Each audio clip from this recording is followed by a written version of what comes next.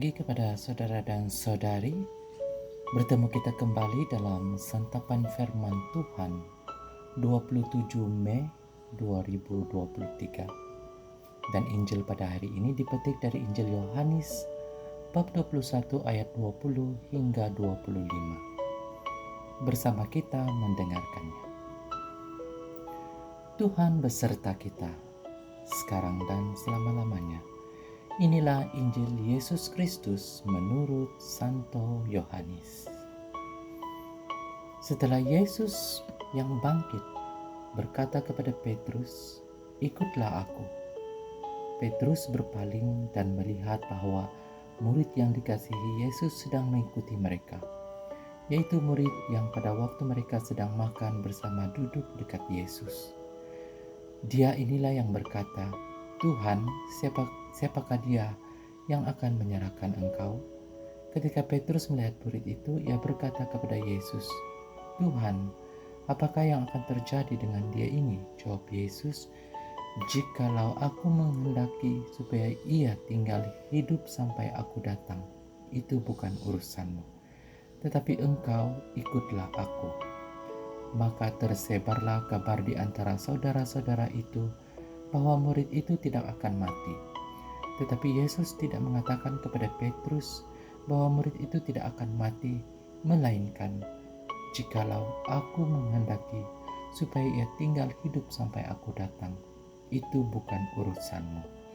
Dialah murid yang memberi kesaksian tentang semuanya ini dan yang telah menuliskannya.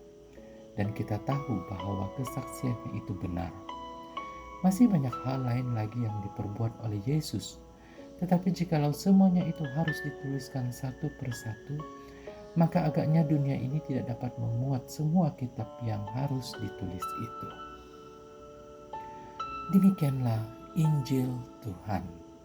Terpujilah Kristus. Nah, saudara dan saudari yang terkasih dalam Kristus, pada kesempatan ini kita mendengarkan bagian terakhir dari Injil Yohanes, di mana ayat-ayat ini menawarkan pelajaran berharga tentang cinta dan pengikut Kristus. Nah, di dalam bagian ini kita melihat Petrus, murid yang penuh semangat, yang bertanya kepada Yesus tentang nasib rakan sejawatnya, yaitu murid yang dikasihinya. Nah, Yesus menjawab dengan kata-kata yang misterius. "Jika aku menghendaki dia tetapi hidup sampai aku datang kembali, apakah penting bagi engkau? Ikutlah aku." Nah, ini ternyata pernyataan yang membuat rumor ataupun rumors yang beredar bahwa murid ini tidak akan mati sampai kedatangan Yesus yang kedua kali. Tetapi Yohanes dengan tegas mengklarifikasikan bahwa itu hanya perkataan Yesus yang salah dimengertikan. Nah, ia menekankan pentingnya kepercayaan pada Yesus, bukan mengkhawatirkan nasib orang lain. Nah, di dalam bagian ini juga ada pelajaran penting yang boleh kita ambil. Pertama, kita harus ingat bahwa setiap orang memiliki perjalanan pribadi dengan Tuhan. Cinta dan pengikut setiap orang tidak dapat dibandingkan atau diukur oleh orang lain.